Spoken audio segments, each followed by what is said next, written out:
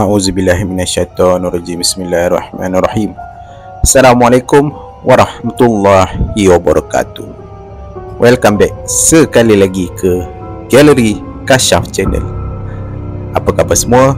Korang boleh panggil aku dengan gelaran GK, storyteller yang akan menghiburkan korang dengan kisah-kisah seram, mistik dan juga apa-apa yang berkaitan dengan alam gaib. Pertama sekali, aku nak mengucapkan ribuan terima kasih kepada semua yang menonton di Galeri Kasyaf Channel ni, dan diharap korang semua diberikan kesihatan yang baik, dimurahkan rezeki dan dipermudahkan segala urusan dunia dan akhirat. Okey, macam biasa, sebelum aku nak mulakan cerita untuk video kali ni, jangan lupa untuk klik tombol like, share dan juga paling penting subscribe lah channel ni sebagai tanda sokongan daripada korang. Siapalah Galeri Kasyaf Channel ni kalau tanpa sokongan daripada korang semua yang menonton dekat channel aku ni. Okey, jadi pada sesiapa yang berminat nak share kisah-kisah seram korang, boleh tekan link WhatsApp, Telegram ataupun email pada ruangan description dekat bawah video ni. Alright guys, video kali ni cerita apa okey, aku tak nak buang masa. Sebelum tu kita mulakan dengan zikir subhanallah walhamdulillah wala ilaha illallah wallahu akbar. Jom kita dengarkan kisah untuk video kali ini.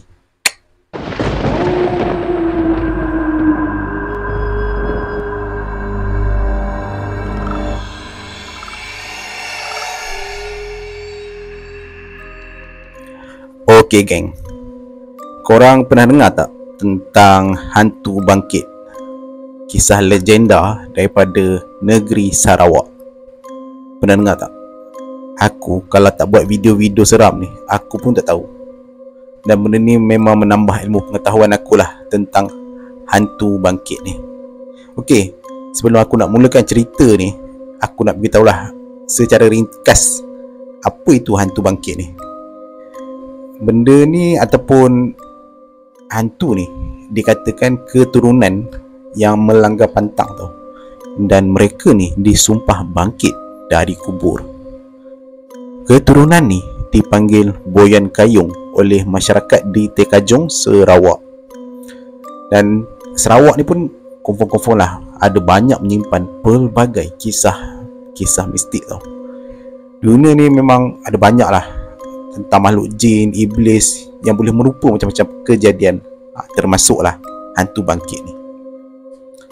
Biasanya hantu bangkit ni, legenda Sarawak, orang-orang Sarawak ni kata, diorang ni akan menampakkan diri selama 44 hari ataupun 40 hari setelah kematian keturunan Boyan Kayung. Dan ada juga setengah pendapat daripada orang tua-tua dengan menyucuk jarum emas dekat celah kaki ibu jari tu akan mengelakkan orang yang mati ni, yang keturunan Boyan Kayung ni, dari bangkit dari kubur.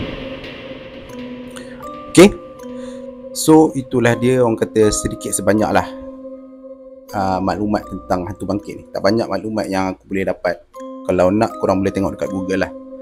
Jadi cerita berkenaan hantu bangkit ni diceritakan oleh saudara Syafiq Pati, iaitu penulis yang bagi cerita ni dekat aku, yang bagi izin lah untuk aku postkan video ni, daripada kisah Kain, perawat berjalan ke alam batin tu, dan juga bunian alam bunian apa tu, bunian kerajaan hijau tu. Dia lah penulis dia. Dan hantu bangkit ni pun cerita daripada saudara Syafiq Pati ni. Dan untuk pengetahuan korang juga, Syafiq Pati ni memang seorang perawat Islam lah. Jadi ilmu dengan pengetahuan dia tentang alam-alam mistik ni memang banyak. So dia tuliskan sebuah cerita tentang hantu bangkit ni, dan dia pernah kongsikan cerita ni juga dekat Facebook, grup Facebook Galeri Akid Angker Negara, macam tu lah. Dan dia pemenang kepada cerita hantu bangkit ni. So macam mana cerita dia? Jom kita dengarkan.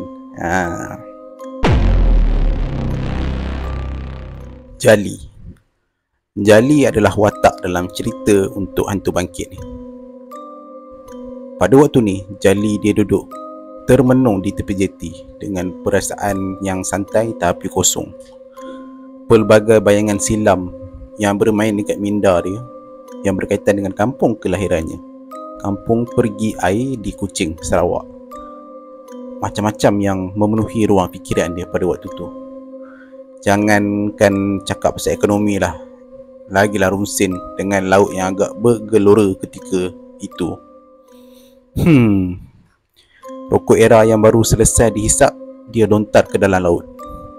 Asap dihembus kuat serta konflik yang ada pada dirinya. Batuk kecil perkara biasa. Sudah dilaranglah oleh doktor agar kurangkan merokok, tapi masuk telinga kanan, keluar telinga kiri. Kopiah kuningnya dibuka. Gatal pula rasa kepalanya. Laju dia garu. Umur pun dah 40-an. Banyaklah yang dihadapinya keseorangan, memandangkan jodohnya waktu tu masih belum ada. Ibu pula sudah lama tak ada. Kecewanya bukan main lah bila dia melihat gambar profil Facebook Piah janda ni bertukar bersama lelaki kampung seberang, siap berbusana pengantin beberapa tahun lepas. Jali merajuk, tekad tak nak berkahwin. Sampannya yang berikat pada kayu terpacak di tepi jeti ditarik perlahan-lahan. Lemah. Pukat yang ada dia simpan di dalam sampannya untuk beliau pergi menjala esok hari. Rancangan dia untuk pergi ke laut hari ni dia batalkan. Oi, anak hantu bangkit oi. Anak hantu bangkit. Lari, lari. Jeritan budak-budak bermotosikal mengejek Jali. Itulah gelaran dan hinaan yang sering dilontarkan kepada dia. Anak hantu bangkit. Memang dah jadi nasib dia, miskin dan menjadi tempat masyarakat setempat untuk melepaskan segala cacian dan makian. Tapi Jali ni sikit pun dia tak marah dengan budak-budak tu. Beliau cuma marah dengan moyang dia. Dek, kerana perbuatan moyang dia, keluarga dia mendapat tanggungan dan hinaan sebegini rupa tau. Kak Cai tua dia hidupkan. Dia nak ke surau, nak pergi solat Zuhur pada waktu tu. Jadi habis dia ambil wuduk, Jali masuk perlahan ke dalam surau yang tak jauh dari rumah dia. Jali ni nampak Imam Bojeng baru je selesai solat sunat 2 rakaat. Jali ni diduduk belakang sekali, tunduk menunggu qomat. Solat berjemaah pun dilangsungkan. Jadi lepas habis je semayang-semayang solat tu, para jemaah pun bersalam-salaman. Tapi muka Jali ni, diorang ni langsung tak pandang. Diorang ni sekadar salam, lepas tu berlalu pergi macam tu je. Imam Bojeng ni pun tak terkecuali, macam nak tak nak je salam. Begitu je. Jali ni pun tak apalah, dia pun faham sebab apa. Mungkin sebab gelaran anak hantu bangkit yang dibagi kepada dia tu oleh orang-orang kampung, sebab itulah dia jadi macam ni, macam dipulaukan oleh orang-orang kampung sendiri. So Jali pun lepas tu dia duduk menarik nafas. Dan waktu ni dia nak selup poket seluar dia. Dia nak keluarkan tasbih hitam merah yang popular di kalangan jemaah zikir mereka dekat tempat tu. Ya Allah, tasbih aku mana dia? Rupa-rupanya Jali waktu ni kehilangan tasbih. Jali panik tau, sebab benda tu bagi dia sangat-sangat bernilai. Dekat sampan aku ke? Jadi Jali ni bergegas hidupkan motor kapcai dia dan terus memecut laju ke jeti sambil mengimbau kembali lah apakah sebab yang terjadi, macam mana boleh orang-orang masjid tu boleh buat je pulaukan dia apa semua tu tadi. So kita flashback balik pada waktu 1980-an.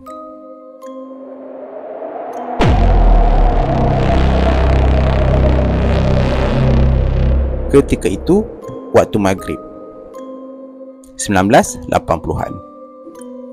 Semua sebab arwah bapak engkau. Bojeng melampiaskan marahnya terhadap Jali yang baru belasan tahun. Bojeng ni Imam Bojeng tu lah. Waktu ni tahun 80-an, Imam Bojeng ni pun masih muda, belum jadi imam masjid tu lagi. Tahlil dan bacaan Yasin terganggu. Jali waktu ni cuma tunduk menangis je bila dimarah oleh bojeng. Para hadirin yang ada kat situ mula berbisik-bisik sesama sendiri melihat kekecohan yang berlaku di rumah Jali tu sendiri. Bukan sebab perbuatan bojeng yang menjerit-jerit tu, tapi disebabkan ibu Jali ni yang tiba-tiba meracau-racau seperti orang gila. Bojeng ni macam menambahkan perasa je lah. Dia duduk marah-marah pula dekat si Jali ni. Jadi bojeng ni terus tarik tangan anak buah dia. Okey, untuk pengetahuan korang, bojeng ni sebenarnya bapa saudara kepada Jali ni juga. Dia tarik tangan Jali dia ni, dia bawa masuk dalam bilik, memandangkan rumah waktu tu masih ada lagi ramai tetamu. Dia tarik masuk dalam pintu, dia hempas pintu. Tong, tutup.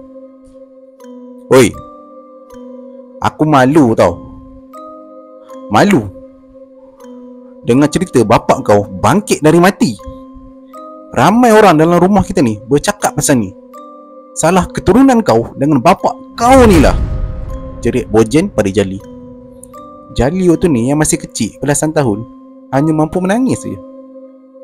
Tak ada apa yang budak belasan tahun macam ni mampu buat. Kudrat dia terhad. Bagi dia diam, benda itulah yang terbaik pada waktu tu. Jangan melawan. Aku dah lama tak setuju perkahwinan bapak kau dengan mak kau. Hish, sekarang ni kau tengok apa dah jadi. Mak kau dah jadi tak betul bila dengar cerita bapak kau bangkit dari mati. Bojeng ni menjerit kuat tau. Dia marah-marah si Jali. Sial, bodoh, keturunan bodoh. Bojeng ni marah. Bojeng pada waktu ni terus keluar dari bilik dan hilang dari rumah. Jali waktu ni menangis-nangis dan dia tutup mukanya dekat bantal. Baru 2 hari ayah si Jali ni meninggal. Katanya akibat langgar lari. Macam-macam versi lah yang diorang cerita mengenai ayah dia yang timbul di kalangan penduduk di perigi air ni. Macam-macam cerita. Ayah Jali ni namanya Sani. Dikatakan ayah dia ni keturunan yang asalnya dari Indonesia, tapi nenek moyangnya dah lama berasimilasi dengan penduduk Melayu Sarawak, sampai kan dah tak ada langsung jiwa mereka ni ada semangat Indonesia. Rupa dan tutur kata pun memang dah 100% macam orang Melayu Sarawak. Dikatakan menurut sejarah lah, keturunan ayah Sani ni keturunan yang berasal dari sebuah perkampungan Indonesia yang mana kampungnya tu dikatakan sangat pelik. Betul-betul pelik. Pelik sebab tak ada cahaya matahari yang boleh menerangi kampung tu.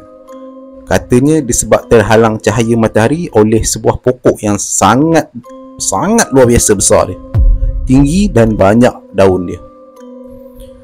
Diceritakan menurut sejarah tu, pelbagai cara yang dibuat, namun pokok tu bila ditebang tak lut. Pakai kapak ke, parang ke, pedang samurai ke, keris ke, apa pun tak jadi. Katanya semua tu jadi bahan ketawa jinnya sahaja yang ada dekat dalam pokok tu. Dan dikatakanlah memang ada jin lah. Bila diorang tebang, digelak-gelakkan pula oleh jin-jin yang ada kat situ. Sehingga kan seorang dari penduduk kampung tu dikatakan bermimpi. Katanya ada cara untuk menebang pokok tu, iaitu dengan menggunakan jarum perak. Tak logik kan? Tapi dikatakanlah diorang tebang ada dengan jarum perak tu, tapi dia tak diceritakanlah macam mana berhasil tau. Pokok tu akhirnya berjaya ditebang dengan jarum perak oleh beberapa puluh orang kampung. Akhirnya lepas pokok tu ditebang, barulah matahari menyinari kampung tersebut dan penduduk kampung tersebut menyambut peristiwa dengan penuh kegembiraan. Majlis kesyukuran dibuat secara besar-besaran. Tak ada lagi isu baju lambat kering dan sebagainya.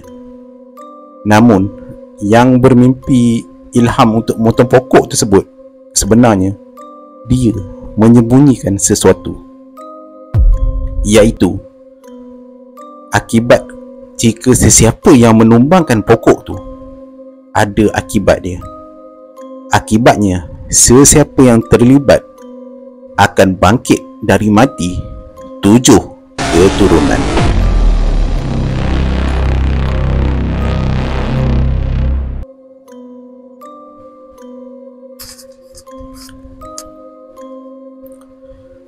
Jadi kita berbalik-balik kepada kisah si Jali ni. Masa Jali ni kecil, lepas ayah dia baru je meninggal. Nak dijadikan cerita seminggu lepas permergian ayah Jali. Jali ni masih umur belasan tahun ke penatan, lepas turut serta menghidangkan makanan dan apa yang patut untuk majlis arwah ayah dia. Kira-kira jam 11 malam lah waktu tu. Jali tengok ibu dia dah pun tidur. Kesian tengok ibu dia, demam panas dan dah bukan lagi macam yang dulu, seperti tak waras, macam orang gila. Ibu dia banyak termenung dan banyak cakap perkara yang pelik-pelik.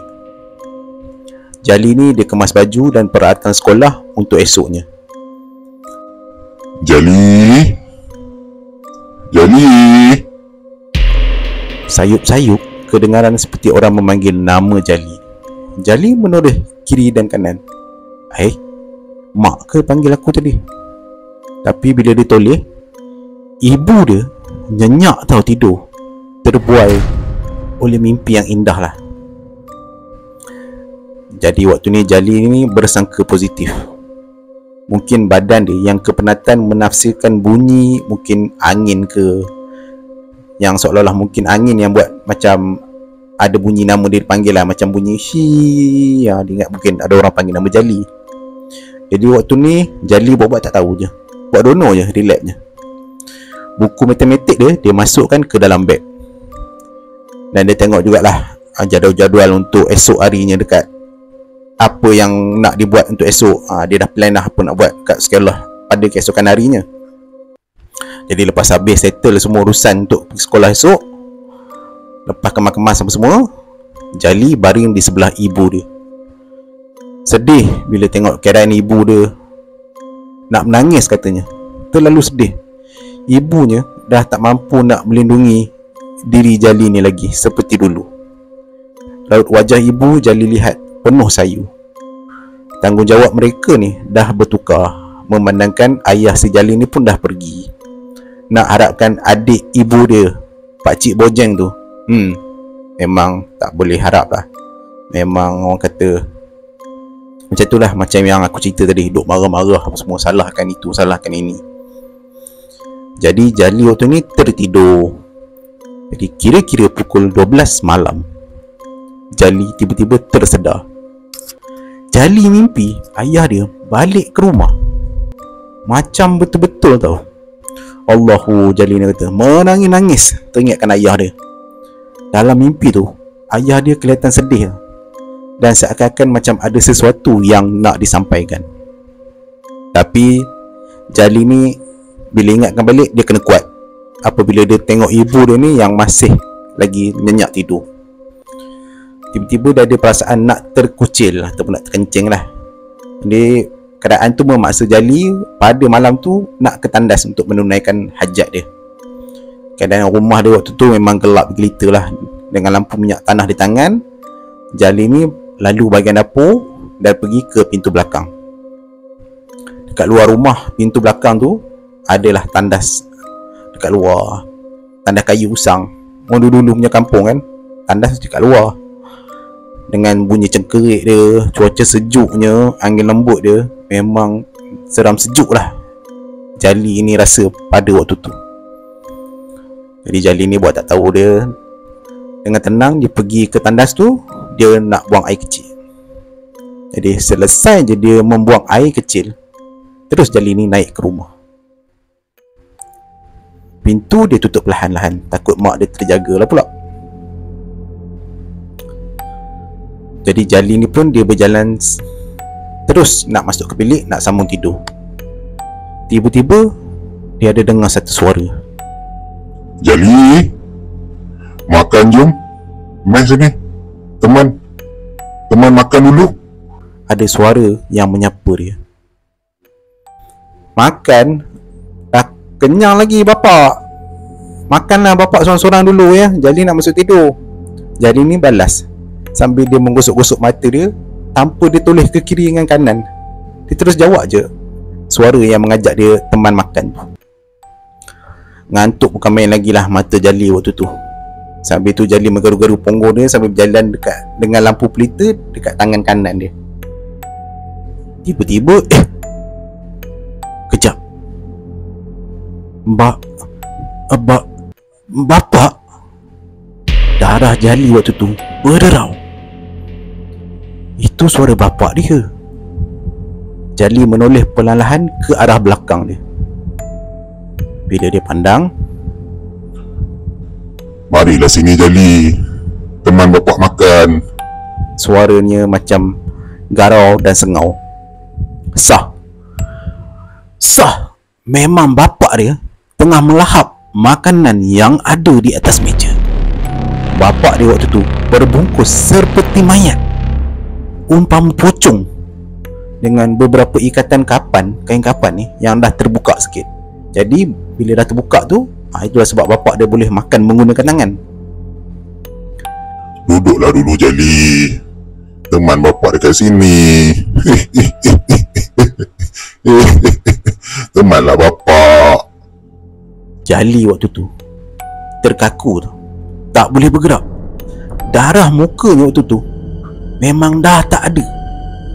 Saat ni roh dia macam dah hilang, entah ke mana akibat terkejut yang amat. Jasad dia je yang terpacak menunggu arahan seterusnya dari otak dia. Tapi tahu-tahu dia sekarang dah ada dekat meja dapur teman ayah dia.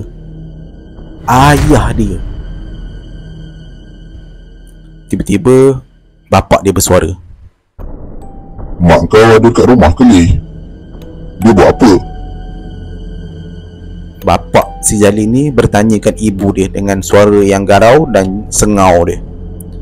Menurut legendanya lah, suara mereka yang bangkit dari mati ni memang akan sengau ataupun garau, sebab katanya urat vokal dia dah macam putus.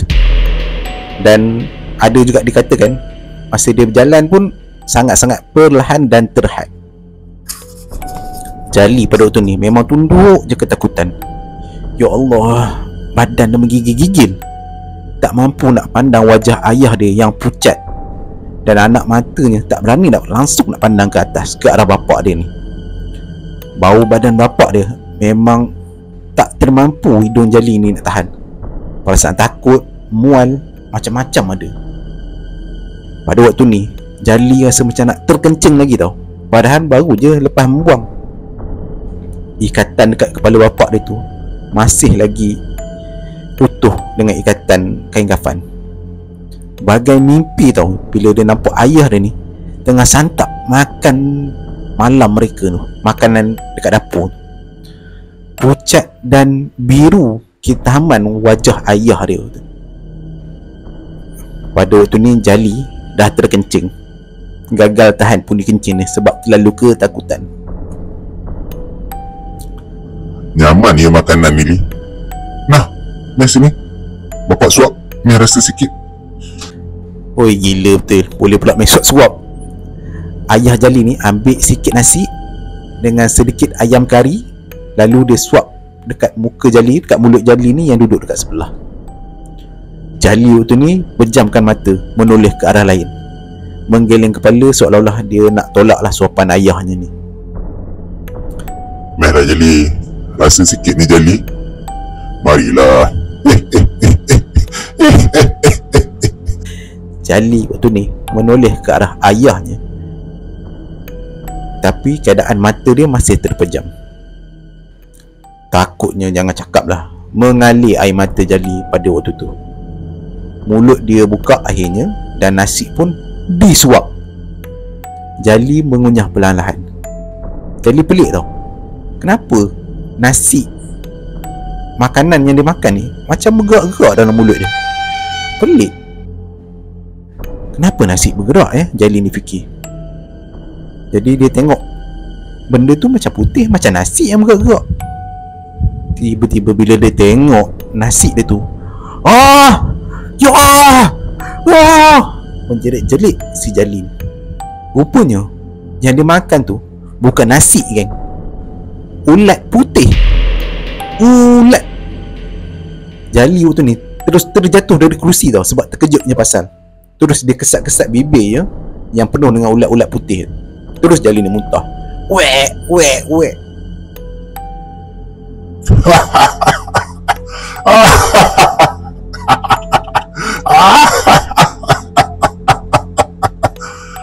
Ayah Jali waktu ni ketawa terbahak-bahak dengan suara yang mengilai, dengan seram dia. Tak tahu nak kata lah waktu tu. Tiba-tiba ayah dia berdiri, ketawa sakan. Memang dengan gelak dia nyaring. Mata hitam dia tu hampir tak nampak, mata putih je. Ulat-ulat jatuh dari mulut bapak dia, yang konon-konon macam makan nasi tu, sebenarnya bukan nasi, ulat putih. Pandangan Jali waktu ni terus kabur. Pam, pengsan. Sedar-sedar dia terbaring dekat dapur. Esok paginya lah dikejutkan oleh ibu dia waktu tu. Esoknya kecoh penduduk kampung bila jadi cerita tau. Menjadi-jadi apabila diorang kata si bangkit balik ke rumah sendiri. Hasil pemeriksaan penduduk, kubur arwah ayah Jali ni kosong selepas waktu maghrib. Jadi dikatakan hampir setiap orang yang mengenali ayah si Jali ni, Sani ni, diziarahi oleh si bangkit ataupun ayah Jali ni. Keadaan makin hari makin teruk.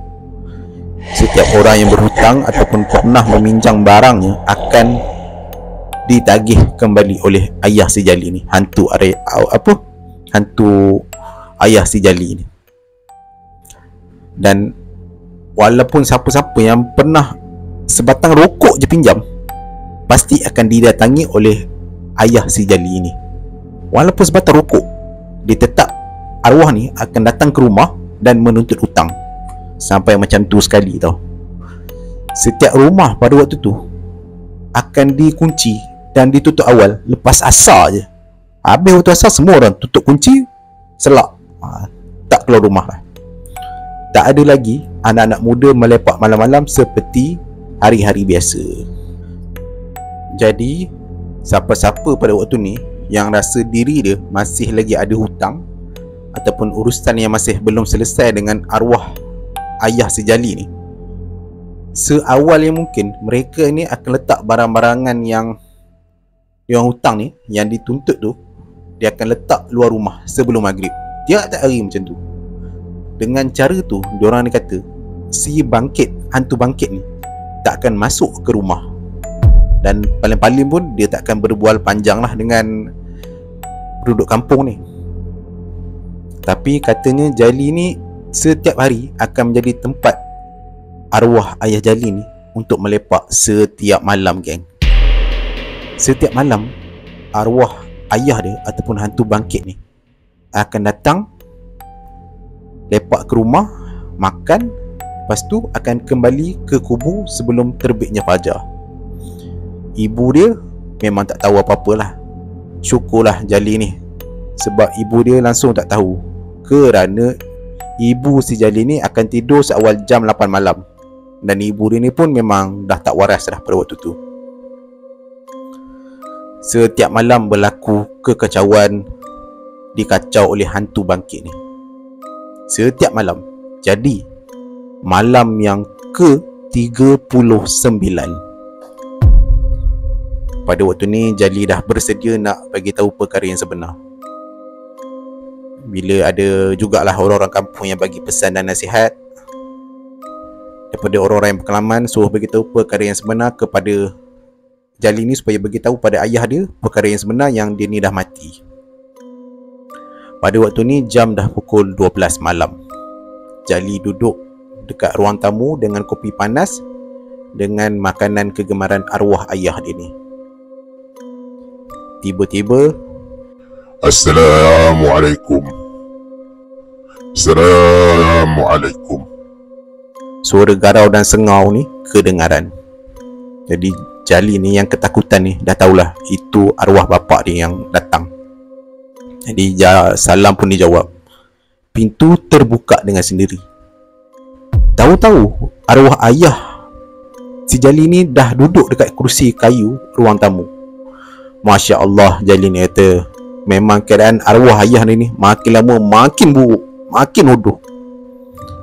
Wajah dia, ya Allah, tak boleh nak digambarkan lah. Mata kiri dia terkeluar tau dari soket mata. Berbola mata kiri dengan kanan macam dah tergantung-gantung macam tu. Ulat bangkai memenuhi muka dan badan arwah ayah si Jali ni. Baju pun dah mulai koyak, menampakkan tulang dan isi-isi badan yang dah mulai reput dan membusuk. Jali waktu ni tunduk je. Dia biarkan je ayah dia melahap makanan yang dah disediakan. Pinggan dengan cawan yang dah diguna terpaksa dibuang, sebab busuknya tak boleh nak bawa bincang lah. Memang kalau basuh pun dah tak boleh buat apa-apa dah. Busuk tetap busuk, sampai bila-bila akan bau. Jadi terpaksa buang. Dan Jali ni ambil keputusan, aku kena beritahu juga dekat bapak.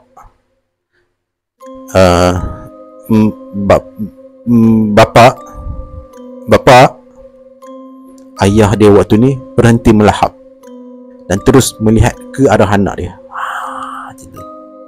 Memang ngeri lah. Mata langsung tak berkedip. Wajah yang Jali ni nampak memang bukan lagi macam wajah arwah ayah dia lagi. Bapak dah meninggal dunia, Pak. Bapak baliklah ya. Balik alam sana. Dah ganggu saya dengan mak. Tolonglah bapak. Ini bukan alam bapak lagi. Jali ni waktu ni cuba memujuk ayah dia.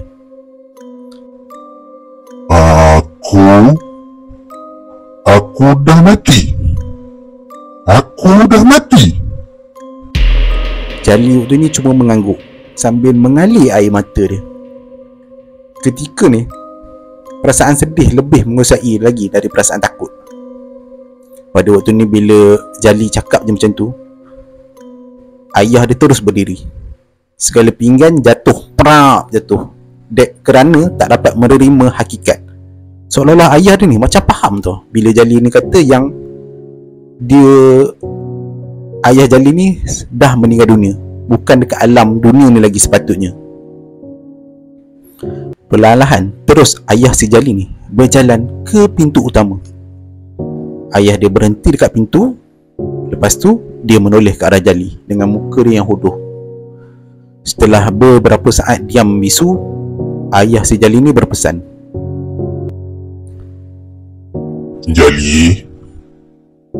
Jali, jaga mak engkau ya nak. Tolong ya. Sengau je, tapi memang cukup sayu permintaan ayah si Jali ni. Terus lepas tu ayah si Jali ni berlalu pergi, hilang entah ke mana. Dan itulah malam terakhir Jali melihat ayah dia.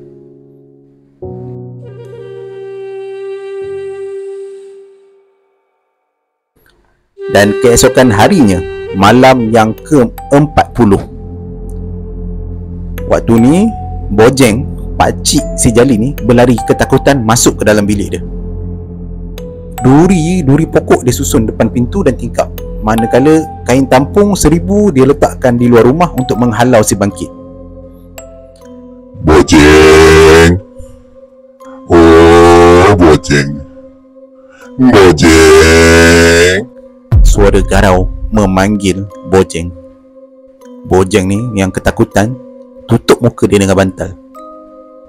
Dia kata waktu ni dia cuma perlu bertahan untuk malam ni je, kerana dikatakanlah malam ke-40 adalah malam terakhir untuk hantu si bangkit. Bojeng, aku tahu engkau dekat dalam. Aku tahu engkau dekat dalam. Bojeng waktu ni sembunyi terus dalam selimut. Rupa-rupanya setiap malam Bojeng ni pun diganggu oleh hantu si bangkit ni. Tapi duri pokok yang dia letak depan rumah ni menghalang arwah hantu si bangkit ni untuk masuk ke rumah dia. Manakala dia kata kain tampung 1000 ni untuk melengahkan si bangkit.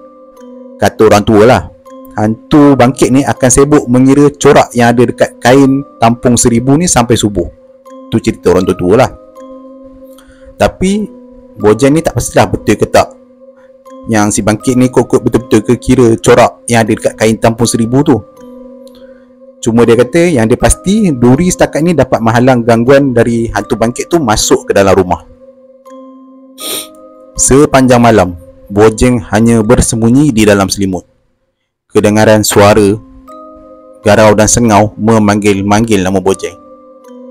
Malah Bojang ni kata dia akan dengar tapak kaki mengelilingi rumah kayu dia. Bojang, aku tak dapat tuntut tak apa.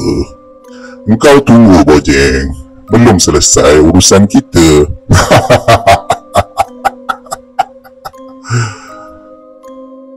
Apa benda sebenarnya urusan antara Bojang dengan arwah ayah si Jali ni? Apa benda sebenarnya?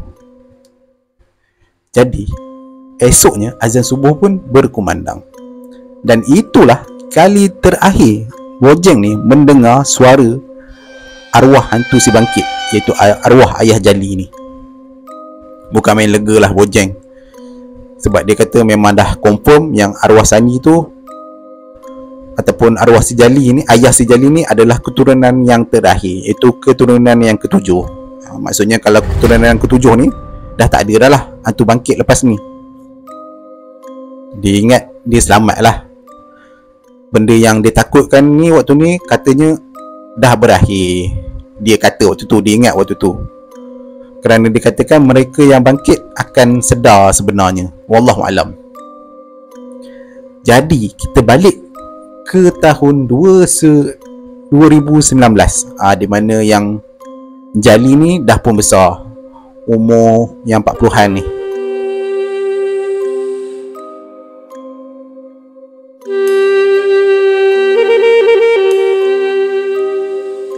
Pada waktu ni pun Bojang dah menjadi imam dekat kampung.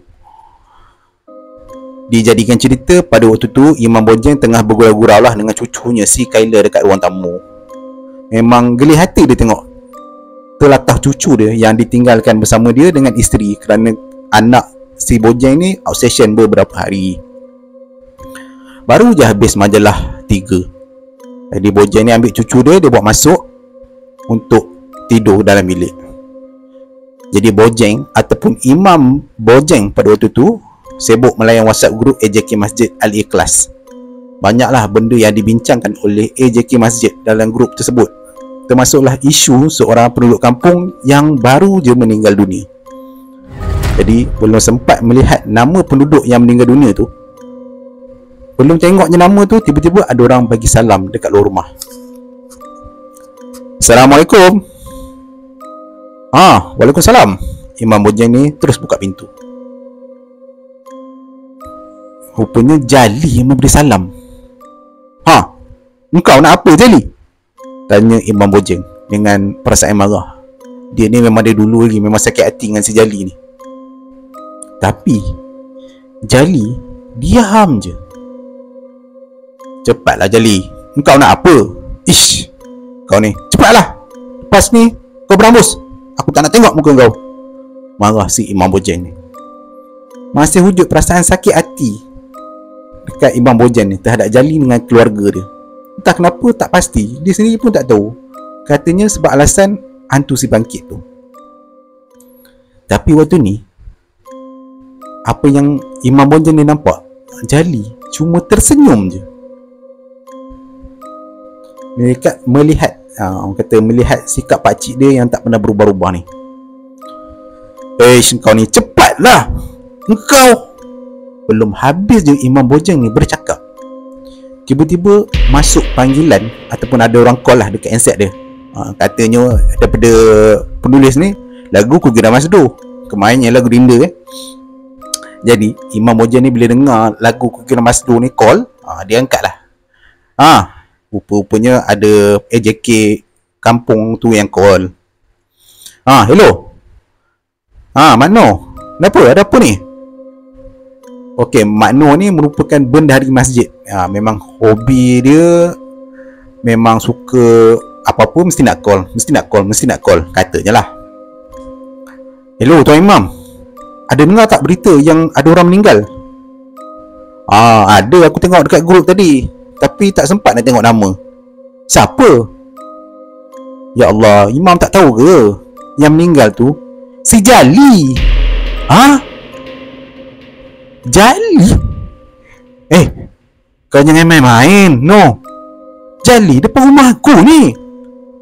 Terus Imam Bojan tengok kat depan rumah dia tu balik. Jali dah tak ada, geng. Imam Bojan ni keheranan lah, memang bingung mana Jali ni. Waktu ni Imam dengar ke ni? Imam, Jali meninggal lepas Zuhur tadi. Makno ni teruskan perbualan. Jali jatuh dari jeti. Bila Imam Bojan ni dengar, berderau darah dia. Makno ni, kau biar betul ni, kau bergurau ke apa? Tiba-tiba ada suara dari dalam rumah, belakang di Imam Bojan ni. Pakcik Bojeng. Oh, Pakcik Bojeng. Lantas Imam Bojan ni terus menoleh ke belakang. Handset dia terus terjatuh dari tangan. Apa yang Imam Bojan ni nampak, Jali basah kuyup dengan badan dia lebam-lebam serta pucat wajah dia, berdiri memandang dengan keadaan yang tersenyum. Pakcik Bojeng, macam itulah konon. Aku tuntut hutang bagi pihak bapa aku. Aku tuntut hutang. Hutang apa?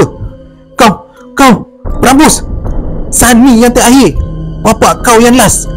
Kenapa kau? Imam Bojan ni ketakutan sampai tak mampu nak habiskan dia punya percakapan dia. Dia sambil tu dia berundur perlahan-lahan ke belakang. Pakcik Bojeng, jangan kau tak tahu hutang nyawa. Kau jangan lari lagi. Engkau tu pembunuh. Aku keturunan yang ke-7, bukan arwah bapa.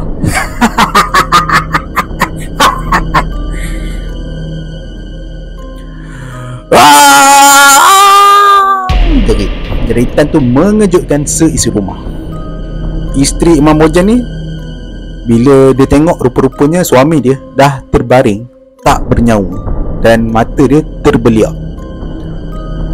Itulah padah akibat mabuk dan terlanggar adik iparnya sendiri puluhan tahun yang dahulu. Tapi tak ada siapa yang tahu. Dan rupa-rupanya, untuk pengetahuan korang, yang sebenarnya yang langgar bapak si Jali ni, arwah si Jali ni, Imam Bojan tu sendiri masa dia muda dulu pada tahun 1980-an tu. Katanya dia mabuk, dia langgar dan dia takutnya pasal dia lari. Dan disebab itulah sebenarnya alasan yang konon-kononnya dia marah sangat dengan keluarga Jali ni, nak buatkan alasan je lah. Padahal dia sendiri yang sebenarnya adalah pembunuh kepada ayah si Jali tu. Dan lepas dia Imam Bojan ni meninggal, dan untuk 40 hari yang berikutnya, terjadilah sekali lagi gangguan hantu si bangkit. Penduduk kampung Perigi Air terpaksa bersembunyi daripada amukan Jali yang datang setiap hari ke mereka. Macam-macam tuntutan hutang lah, akan macam-macam yang duduk kutuk-kutuk dia. Semua Jali ni datang ke rumah mereka dan mengganggu setiap penduduk di kampung Perigi Air. So itulah dia kisah daripada hantu si bangkit.